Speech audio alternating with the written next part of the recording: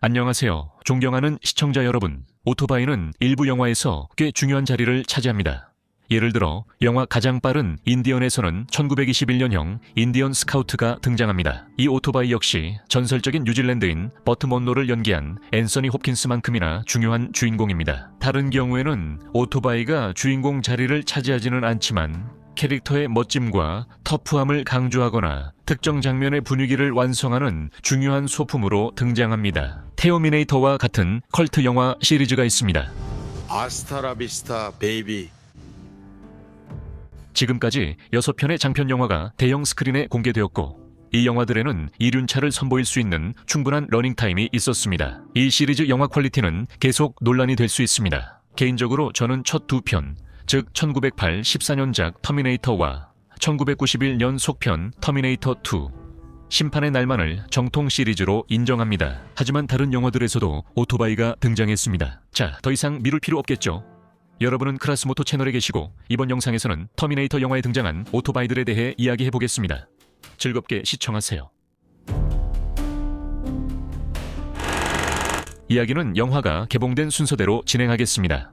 그리고 당연히 가장 첫 번째 터미네이터부터 시작하겠습니다. 바로 그 어두운 분위기와 너누아르 스타일의 로스앤젤레스 그리고 무자비한 살인 로봇이 등장하는 영화입니다. 이 영화를 보면서 처음 등장하는 오토바이는 일본산 스쿠터인 혼다 엘리트입니다. 바로 이 작은 오토바이를 타고 젊은 사라 코너가 집과 직장을 오가며 다녔습니다. 참고로 이 리뷰에 등장하는 유일한 스쿠터입니다. 사라가 다소 중복된 표현이지만 꽤 엘리트한 교통수단을 선택했다는 점을 주목할 만합니다. 혼다 엘리트는 혼다의 가장 유명한 스쿠터 중 하나이며 아마도 80년대 스쿠터 시대를 그 어떤 모델보다도 더 상징하는 모델일 것입니다. 이 시리즈 첫 모델이 공개 데뷔했습니다. 1983년이었죠. 그리고 1984년에는 125 모델의 판매가 시작되었습니다. 이것은 최초의 중형 사행정 스쿠터였으며 기존 스쿠터에서는 볼 수 없었던 다양한 신기술들이 적용되었습니다. 예를 들어 팝업 헤드라이트, 순행식 엔진, 디지털 계기판 등 많은 새로운 기능들이 있었습니다. 혼다는 이 모델을 21세기 외관과 기능을 갖춘 스쿠터이자 출퇴근용 스쿠터 중 최고라고 내세웠습니다. 엘리트 스쿠터 시리즈는 2010년까지 생산되었습니다. 결국 사라는 정말 멋쟁이네요. 완전히 새롭고 첨단 모델을 선택했으니까요. 꺼져 이 자식아. 그리고 아놀드 슈워제네거는 첫 번째 터미네이터에서 혼다의 또 다른 전설적인 오토바이에 탔습니다. 이 추격전에 등장하는 이 클래식 바이크도 인라인4 실린더 엔진을 장착한 1972년식 혼다 CB750입니다. 혼다 CB750은 진정한 전설의 오토바이로 인류 역사상 최초의 슈퍼바이크라고 불리기도 합니다. CB750은 혼다가 미국 시장을 겨냥해 특별히 개발한 모델입니다. 이미 1966년에서 1967년 사이에 딜러들로부터 더 큰 배기량의 오토바이에 대한 요청이 혼대에 들어오기 시작했습니다. 이 배기량에서는 미국 할리 데이비슨, 영국 트라이엄프 노턴 BPSA, 독일 BMW, 이탈리아 모토구찌가 시장을 지배했습니다. 1969년에 혼다는 대중에게 모터사이클의 왕이라 불리는 CB750을 선보였고 이 모델은 일본사대 제조사 간의 배기량과 출력 경쟁의 시작점이 되었습니다. 당시 이것은 슈퍼 모터사이클로 민간용 최초로 대량 생산된 직렬사 기통 엔진을 장착한 모델이었습니다. 68마력의 출력 시속 200km의 최고 속도 그리고 높은 수준의 편안함과 우수한 브레이크 성능을 자랑했습니다. 이러한 성능에 $1,495라는 가격이 더해지면서 CB750은 경쟁자들 특히 영국산 모터사이클에 비해 상당한 우위를 점할 수 있었습니다. 이 오토바이는 10년 동안 생산되었으며 총 생산 대수는 40만 대를 넘었습니다. 인정해야 할 점은 첫 번째 터미네이터 영화에서 이 오토바이의 역할은 매우 미미했다는 것입니다. 일반 관객들에게는 두 번째 영화의 장면들이 훨씬 더 강하게 기억에 남아 있습니다. 실제로 1991년작 터미네이터 2 심판의 날에서는 더 많은 기종의 탈 것들이 등장했고 이륜차가 나오는 장면도 늘어났습니다. 뭐야 보바 아저씨? 시골에서 모페드 타던 거 아니었어? 가장 전설적인 장면은 당연히 T800, 이 할리 데이비슨을 타고 어린 존 코너를 트럭을 탄 T1000으로부터 구하는 추격전입니다. 터미네이터는 영화 초반에 이 오토바이를 얻습니다. 등장 장소 근처에는 바이커바가 있는데 바로 그곳에서 우리 근육질 영웅이 옷과 부츠, 오토바이를 찾으러 들어갑니다. 아니, 당신의 옷, 부츠, 그리고 오토바이가 필요하다. 아놀드가 배 들어가기 전 주차장에 여러 대의 오토바이가 보입니다. 그리고 로봇의 시점에서 기계를 스캔하는 장면은 T800 이 옷을 얻은 후에 분명히 탈 것이 필요하다는 것을 암시합니다. 오토바이들을 살펴보면 첫 세대는 세단 앞에 있습니다. 스캐너는 브랜드 이름과 알기 어려운 숫자 모델명만 보여주며 특별한 세부사항은 없습니다. 첫 번째는 할리 데이비슨 헤펙스 WG 와이드 글라이드입니다. 두 번째는 기계 비전상 야마하라고 나오지만 실제로는 할리 데이비슨 쇼베레드 커스텀 초퍼입니다. 세 번째 오토바이도 마찬가지지만 정확한 모델은 제가 알아내지 못했습니다. 세단 뒤에는 역시 할리들이 있습니다. 순서대로 FLHTC, 일렉트라 글라이드, 팻보이, 그리고 와이드 글라이드입니다. 나중에 미래에서 온 로봇이 타고 다니게 될 바로 그 오토바이를 스캔할 때 터미네이터는 실수를 저지릅니다. 아르니는 1991년식 FLSTF 팻보이를 타게 되지만 스캐너는 그것을 SLSTS 91 팻보이로 표시합니다. 이 오토바이가 터미네이터 2에 등장하면서 전설적인 존재가 되었고 영화가 개봉된 후 판매량이 몇 배로 증가했습니다. 모델이 데뷔한 첫 해에 약 4,500대가 판매되었습니다. 몇 년이 지나자 이미 수십만 대가 판매되었습니다.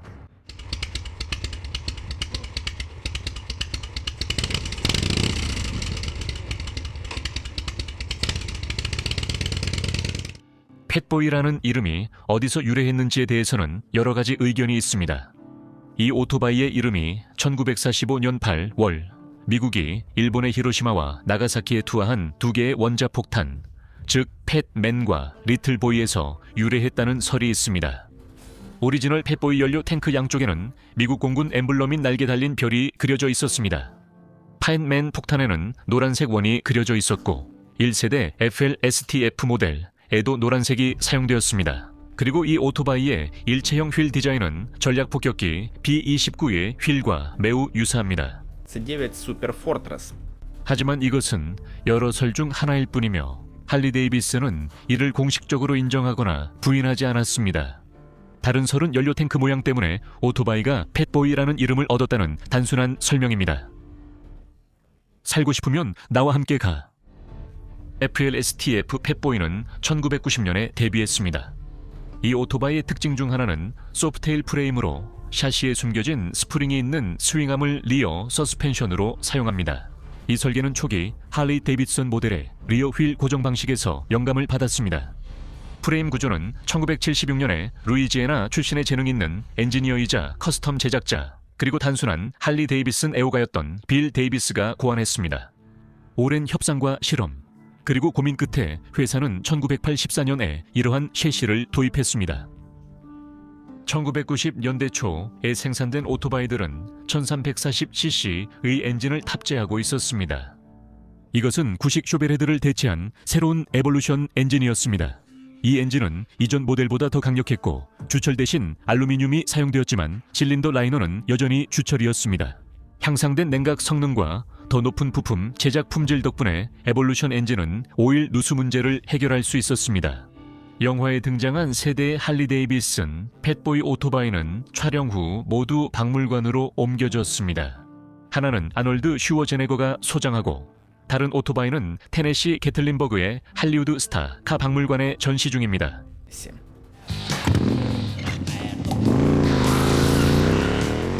참고로 제임스 캐머런 감독이 바이커바 장면 촬영 중 문제를 겪었다는 사실을 아시나요?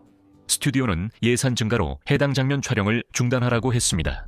임원 중 한 명이 아놀드 슈워제네거에게 캐머런 감독을 설득해달라고 했지만 아놀드는 이런 장면을 삭제하자고 제안하는 건 스튜디오 사무실 샌님밖에 없을 거야 라며 거절했습니다. I'll be back. 추격전과 앞선 몇몇 장면에 나온 두 번째 오토바이는 어린 존 코너의 개인 오토바이입니다. 이 오토바이는 1990년식 혼다 XR100A입니다. 90cc, 4행정 엔진에 10마력의 출력을 가진 가벼운 오프로드 바이크입니다. 이 모델은 1985년에 처음 출시되었으며 초보 라이더를 위해 만들어졌습니다.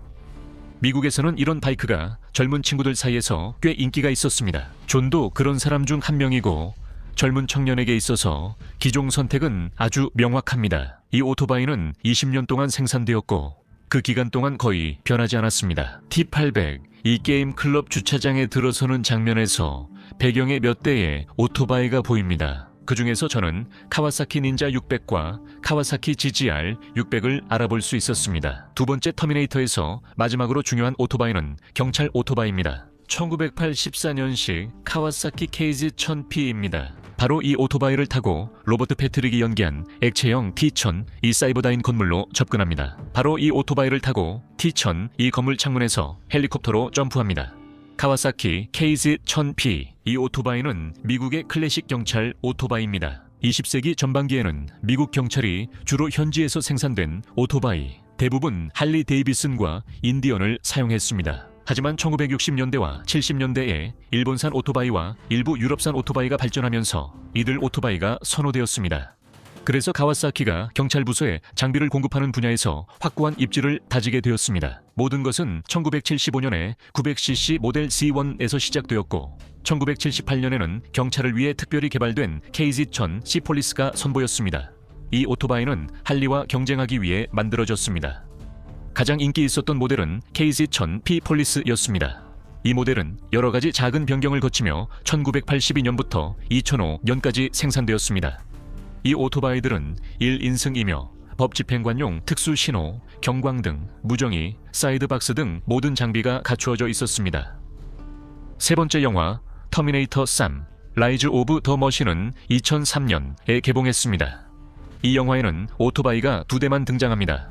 첫 번째는 2002년식 인디언 치프인데 터미네이터가 동물병원 근처에서 경찰에게서 훔친 오토바이입니다. 이 오토바이는 크레인과의 추격전에 등장합니다. 20세기 전반기에 인디언 모터사이클 컴퍼니는 미국에서 가장 위대한 오토바이 제조업체 중 하나였습니다. 그러나 1950년대 초 회사는 빚더미에 올라 1953년 할리 데이비슨과 경쟁을 버티지 못하고 오토바이 생산을 중단했습니다. 그리고 2010년대 후반 폴라리스라는 회사가 빅토리 브랜드를 포기하면서 인디언 브랜드에 새로운 생명을 불어넣었습니다. 그리고 1950년대 와 2010년대 사이에는 여러 사업가들과 회사들이 전설적인 브랜드를 부활시키려고 시도했습니다. 그리고 그런 시도 중 하나로 바로 1999년부터 2003년까지 캘리포니아 주 길로이에 위치한 인디언 모터사이클 컴퍼니 오브 아메리카가 인디언 지프 오토바이를 일부 생산했습니다.